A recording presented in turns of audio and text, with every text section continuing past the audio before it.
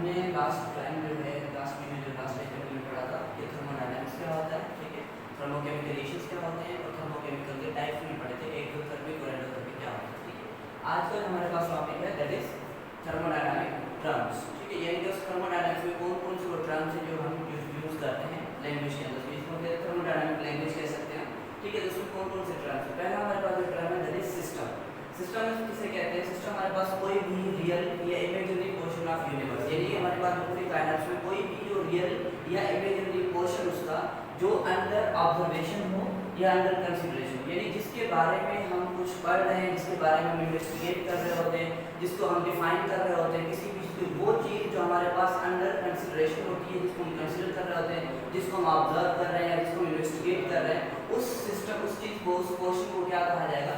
System कहा जाएगा, ठीक है। कोई भी यूनिवर्स का वो पोर्शन इमेजिनरी भी हो सकता है, रियल भी हो सकता है, ठीक है, वो हमारे अंडर कंसीडरेशन, उसके बारे में हम कुछ बात कर रहे हो, उसके बारे में इन्वेस्टिगेट कर रहे हो, उसके बारे में हम इन्फॉर्म कर रहे हो, तो वो जो सिस्टम होगा उसे हम क्या कहेंगे? सिस्टम कहेंगे, ठीक है। दूसरा जो हमारे पास टर्म होता है दैट इज सराउंडिंग। सराउंडिंग किसे कहते हैं? हमारे पास जो सिस्टम है, अब जो पूरा हमारा यूनिवर्स हो गया, उसमें एक जो पोर्शन है जो हमारे अंडर कंसीडरेशन वो हो गया सिस्टम। सिस्टम के अलावा बाकी जो उसके एनवायरमेंटल जो भी चीजें आती हैं वो सारी चीजें सराउंडिंग में आ जाती हैं, यानी कि वो remaining portion excluding system, system को छोड़कर, सिस्टम जो हमारा पोर्शन है उसको छोड़कर बाकी जो भी पोर्शन होगा अराउंड दैट सिस्टम, उसे हम क्या कहते हैं? सराउंडिंग कहते हैं, ठीक है। तीसरा जो टर्म इसमें यूज होता है दैट इज बाउंड्री। बाउंड्री में किसे कहते हैं? आपको पता है बाउंड्री मतलब कोई हद, कोई ऐसी लाइन होती है। अब यहाँ पे जो थर्मोडायनामिक सिस्टम में जो हमारे पास बाउंड्री यूज होती है, वो जो टर्म है वो ये है कि वो बाउंड्री रियल भी हो सकती है और वो बाउंड्री जो है वो इमेजिनरी भी हो सकती है, ठीक है। और वो रियल या इमेजिनरी ऐसी लाइन जो सिस्टम और सराउंडिंग को क्या करे? सेपरेट करे। सिस्टम और सराउंडिंग को सेपरेट करने के लिए जो लाइन यूज की जाती है, और वो इमेजिनेशन भी हो सकती है, वो रियल भी हो सकती है, उसे हम क्या कहेंगे?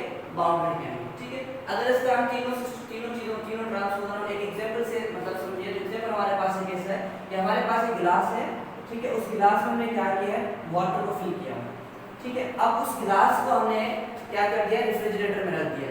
तो अब जो यहाँ पे वाटर है जिसका हम टेम्परेचर मतलब कम कर रहे हैं, कि वो हमारा अंडर कंसीडरेशन कहलाएगा, ये कि उस वाटर पे हम क्या कर रहे हैं? कुछ इन्वेस्टिगेशन कर रहे हैं, तो जो वाटर होगा दैट वुड बी सिस्टम, ठीक है। यानी यहाँ पे जो सिस्टम हमारे पास है दैट इज वाटर, क्योंकि वो हमारे अंडर कंसीडरेशन, उसको हम ऑब्जर्व करें उसमें क्या चेंज आ रहा है, ठीक है।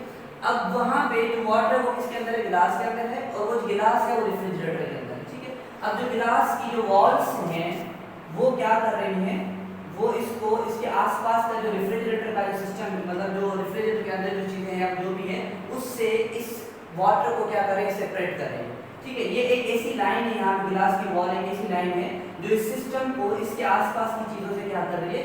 सेपरेट कर रही है। तो यहाँ पे हम क्या, दिस इज द बाउंड्री। अब ये यहाँ पे जो बाउंड्री है वो क्या है? ग्लास वॉल्स है। अब क्योंकि ग्लास वॉल्स जो है वो ऐसी है जिसको वो टचेबल है, जिसको हम टच कर सकते हैं, तो ये जो बाउंड्री है ये रियल बाउंड्री कहलाएगी यहाँ पर, ठीक है।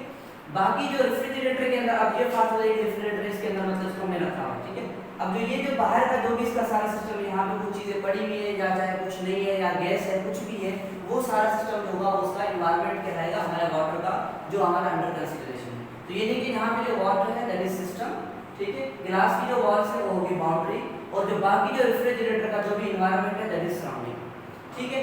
अब डिपेंड, अब जो हमारे पास रियल और हम इमेजिनेशन कर रहे हैं बाउंड्री के हिसाब से, इसको हम ऐसे समझ सकते हैं कि हमारे पास जो है इसमें हमने कहा कि ग्लास वॉल्स हैं जिसको क्या कर रही है? बाकी मतलब सराउंडिंग से सेपरेट कर रही है, ठीक है। तो वो हमारे होगी रियल, क्योंकि दैट इज टचेबल, ठीक है। अब फॉर सपोज मैं इस मार्कर को यहीं पे स्टडी कर रहा हूँ, ठीक है। अब इसका मार्कर जो है वो मेरा क्या कहलाएगा? वो सिस्टम हो जाएगा, ठीक। अब इस मार्कर के आसपास में जो भी ये सारी चीजें हैं, ये सारा इसका सराउंडिंग, यानी यहाँ पे जो गैस है, हवा है, बाकी मैं तो हूँ, तो वो सारी चीजें अब किसमें आ जाती है? सराउंडिंग में आ जाती है। अब यहाँ पे कोई भी ऐसी लाइन नहीं नजर आ रही जो इसको क्लियरली मतलब सिस्टम को यानी मार्कर को सराउंडिंग से क्या करे? सेपरेट कर रही है। तो यहाँ पे एक इमेजिनरी हम लाइन कंसीडर करेंगे, वो मतलब इसको क्या करे? सेपरेट कर रही है फ्रॉम द सिस्टम।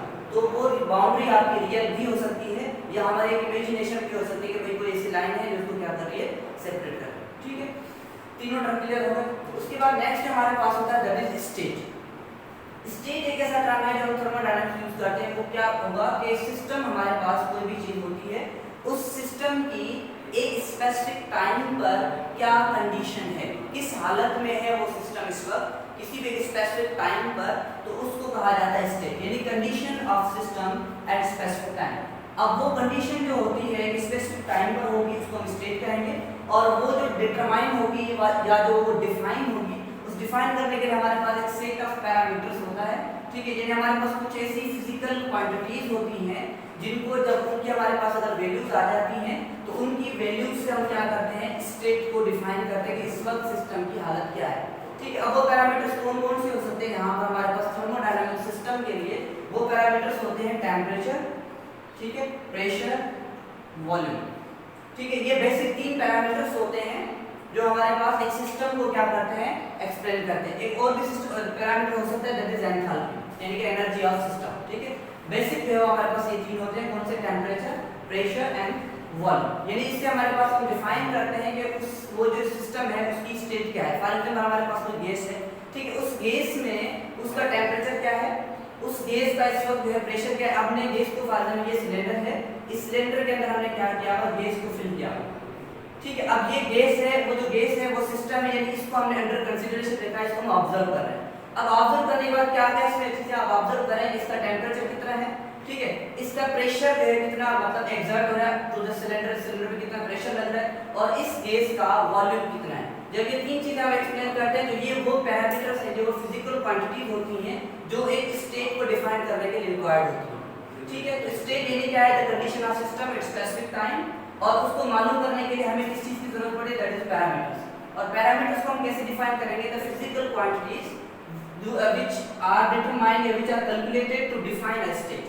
स्टेट को डिफाइन करने के लिए जो फिजिकल क्वांटिटीज आपको रिक्वायर्ड होंगी, दे आर द पैरामीटर्स, ठीक है। अब इसमें हमारे पास एक पैरामीटर्स जो होते हैं वो वेरिएबल होते हैं। वेरिएबल का मतलब होता है कि उनकी जो वैल्यू है वो फिक्स्ड नहीं होती, वो चेंज हो सकती है, ठीक है। अब फॉर एग्जांपल जैसे मैंने कहा टेम्परेचर, इसी वक्त जो है इसका टेम्परेचर जस्ट एग्जांपल दे रहे हैं कि 20 सेंटीग्रेड था, ठीक है, 20 सेंटीग्रेड 20 सेल्सियस था। अब हमने इसको क्या किया, थोड़ा इसको हीट किया है, तो जब आप हीट करेंगे उसका टेम्परेचर क्या हो जाएगा, बढ़ जाएगा। जब टेम्परेचर बढ़ेगा, ठीक है, तो उसमें क्या होता है कि उसके प्रेशर और वॉल्यूम पे भी इफेक्ट होता है। हमने बॉयल्स लॉ और चार्ल्स लॉ, ठीक है, पढ़े हुए। बॉयल्स लॉ और चार्ल्स लॉ में ये चीजें आती हैं कि भाई आप जो है मतलब टेम्परेचर बढ़ाएंगे तो जाहिर सी बात है वॉल्यूम पे इफेक्ट होगा। या एक हमारे पास गेल इफेक्ट लॉ होता है जिसमें टेम्परेचर और प्रेशर का जो है वो रिलेशन बताया जाता है कि जब आप टेम्परेचर बढ़ाएंगे स्पेसिफिक वॉल्यूम पर तो प्रेशर भी बढ़ जाता है। तो यानी कि आपने हीट करने से इसके पैरामीटर्स क्या होगा, वैल्यूज चेंज होगी। तो इसीलिए हम क्या करते हैं, हमारे पास जो सिस्टम होता है उसकी स्टेट जो है वो मतलब फिक्स नहीं है। स्पेसिफिक टाइम की जो स्टेट हम बता सकते हैं, लेकिन ओवर अ लॉन्गर पीरियड के लिए उसकी स्टेट फिक्स नहीं कर सकते, वो स्टेट चेंज हो जाती है क्योंकि पैरामीटर की वैल्यू चेंज हो जाती है। तो इसीलिए जब भी हम एक सिस्टम को ऑब्जर्व करते हैं तो उसके लिए हमें क्या करना पड़ता है कि उसकी इनिशियल और फाइनल स्टेट देखनी पड़ती है। यानी फॉर एग्जांपल पहले जो था गैस जो थी उसका टेम्परेचर 20 सेंटीग्रेड था और प्रेशर इसका फॉर एग्जांपल भाई 300 एटमॉस्फेयर था, ठीक है, और उसका वॉल्यूम जो है जस्ट एग्जांपल दे रहे हैं ये भाई 30 डेसीमीटर क्यूब यानी क्यूबिक डेसीमीटर वॉल्यूम था। ये इसकी जो पैरामीटर्स हैं ये इनिशियल कहलाएंगे, ये पहले इतने थे।